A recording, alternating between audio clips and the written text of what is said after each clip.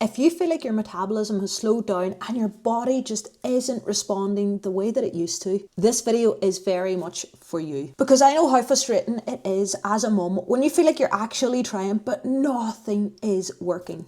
And you look online and you see hundreds of suggestions for how to kickstart your metabolism. More cardio, green tea, supplements, fasting, keto, don't eat after 6 p.m. And instead of making things easier, you just end up feeling so much more confused. And probably feeling a little bit like you're just going to be stuck this way because your metabolism slowing down is just what happens as you get older. Good news though, a lot of the metabolism advice online is designed to make you feel like there's something wrong with you. So someone can sell you a quick fix. Because if they can convince you that your metabolism is damaged or broken, suddenly they can sell you a detox tea, a metabolism boosting supplement, powder, green shakes, and they all promise to fix it. But I am not here to sell you any of those supplements because they're all a load of crap. I'm here to give you 3 science-backed ways that are going to boost your metabolism, give you more energy, and actually help you start to fix that stubborn fat that just does not seem to move no matter what you do. And if we haven't met before, I'm Alex. I'm a weight loss coach who is a mum and works with mums. And I love to help women lose weight without pressing pause on their life. I've worked with hundreds of women who believed that their metabolism was broken, who felt stuck and frustrated and as though nothing was going to work for them anymore. But usually, once we improve a few simple things, these ladies start feeling like they've more energy, they are less hungry, and the scales finally start to move. So let's get into it. A lot of people get very confused when it comes to what their metabolism actually is. So to start with, let's dispel that myth that your metabolism starts to slow when you hit your 30s. Because research actually shows that your metabolism doesn't actually start to slow till your early 60s. And a large factor for that reduction in metabolism is actually down to the fact that you become a lot less active and start to lose a lot more muscle mass when you enter your early 60s and onwards. And your metabolism is not something you can kickstart like a motorbike engine. Your metabolism is always working because your body is constantly breaking down food to give you energy. The only time your metabolism starts working is when you're 6 feet under, and at that stage you've probably got bigger problems to contend with than the fact you've got a slow metabolism. So what is your metabolism then? I'm going to take you over to the whiteboard to explain. Your metabolism is essentially the number of calories that you require on a daily basis. And it's made up of 4 key things. Very first of all, we've got your BMR, which is your basal metabolic rate. And it uses up about 60% of the calories you consume on a daily basis. Your BMR is basically the calories that your body burns to do normal everyday functions that you don't even think about, like keep your heart beating,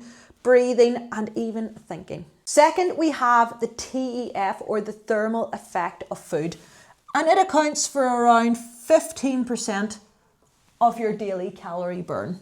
And this quite simply is a number of calories your body burns trying to break down your food. But the good news is we can do something to increase your thermal effect of food, and we're going to talk about that later in the video. Number 3, we have your NEAT, and you may have heard of this before. Your NEAT accounts for around about another 15 to 20% of your calorie burn, so that is quite a significant amount. Your NEAT calories, this little area, encompasses all the calories burnt from you moving around day to day. It's things like fidgeting, walking to the kitchen in your office, or just walking from your car to the shops or your car into work. We're going to come back to this one because this is one of the most important areas that you can improve in order to increase your metabolism. And finally, we have your EAT. And just like your ex who liked to exaggerate, we all like to exaggerate just how many calories we burn in this area. Your EAT is any calories burned through doing structured activity. While we often think that exercise is one of the most important things that we can do in order to increase our calorie expenditure, in reality, it actually only accounts for about 5 to 10% of your daily calorie burn. And now we're both on the same page of what exactly your metabolism is. Let's get into the 3 science-backed ways that we're actually going to increase the number of calories that you burn every single day, or in other words, increase your metabolism. The very first way that you are going to increase your metabolism is to change what you eat. Before you panic, it is not some crazy overhaul of food. As a mum, I understand that these changes need to be simple, easy, and family friendly, which is why this one is very, very straightforward for you to action. All you're going to do is increase your protein intake and your fiber intake so we can increase that area that we pointed out earlier, your thermic effect of food. How is this going to increase your metabolism? Well, protein plays a huge part in your metabolism. It helps maintain your muscle mass, which is something we're going to talk about later, as that is also very important when it comes to keeping a high metabolism. But protein also takes a lot more energy to break down because it is much more complex, which, as I said earlier, is going to increase that TEF or thermic effect of food. To put it into context, protein contains 4 calories per 1 gram. And in order to break down that 1 gram of protein, you require around 2 calories. So that means you're actually only consuming a net of 2 calories instead of 4. Then when it comes to fiber and your metabolism, fiber slows down digestion and the release of sugars into the blood system, which you might think is the opposite of what we're trying to achieve with your metabolism. But actually what this is going to mean is that we're going to stay feeling fuller for longer with less energy spikes and slumps. And that is a huge benefit when it comes to weight loss. When both your protein and your fiber are high, you have a metabolism that's working harder to digest your food, as well as a consistent energy supply and less cravings and hunger. So how are you actually going to action that? As a female, you want to aim to get a minimum of 100 grams of protein a day, which I know sounds simple, but can actually be hard to action if you're not used to prioritizing protein. Check out my Instagram page where I post simple, easy and tasty family-friendly recipes, along with a podcast episode specifically about how to increase your protein. To pump that fibre up, think about whole meals as well as adding fruit and veg to every single meal. Things like peas, carrots, broccoli and cauliflower are all excellent at giving you that extra hit of fibre during the day. Now, let's talk about muscle because this is a huge one when it comes to your metabolism. This is a long-term project because building muscle takes time. Muscle isn't just about tone or shape, it is metabolically active tissue. So the more muscle you have, the more energy your body naturally burns throughout the day, which is one of the reasons why building muscle is so important. And as I said earlier, why metabolism tends to slow when we hit our 60s. But now you know this, you can buck that trend. So what are you going to do about it? Super simple, you are going to get to work building that muscle, girl. And before the excuses start, like I haven't set foot in the gym for a long time, I haven't got the confidence to go in the gym, or I haven't got the time to go in the gym, I have a solution for you. Because there are 2 huge misconceptions when it comes to building muscle mass.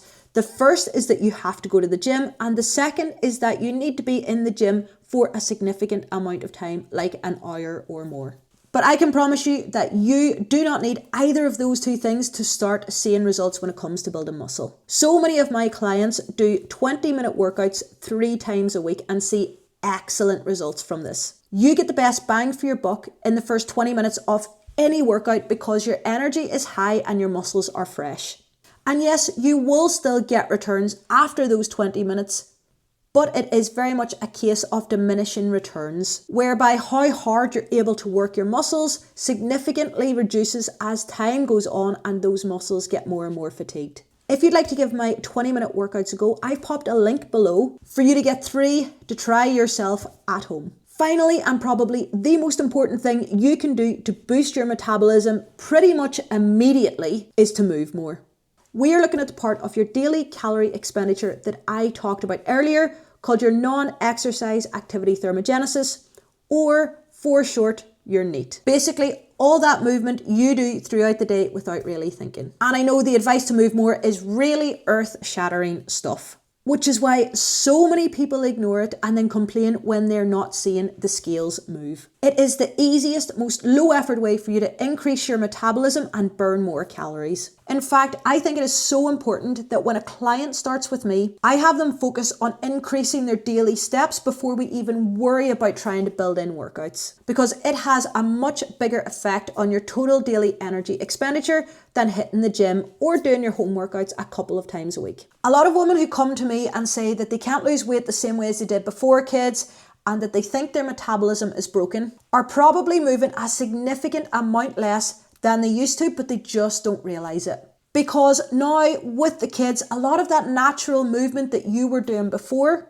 has been replaced with things like spending more time sitting, doing mum's taxi, or just being plain exhausted at the end of the day. And another key problem that I see here as well is that even if you're doing workouts a couple of times a week, your total daily energy expenditure can often still be quite low. And that matters more than a lot of mums realise. Because like I keep stressing, your calories burnt during your workout only account for around 5% of your daily energy expenditure, while being active throughout the day accounts for a significant amount more. So what I see happening is women thinking that they've done their 30-minute workout for the day and spend the rest of the day mostly sedentary, doing very, very little, which means their overall energy burn is still very low. So what are you going to do about it? You don't need to suddenly become obsessed with hitting 15,000 steps a day, but you do need to bring your baseline movement up in a realistic way.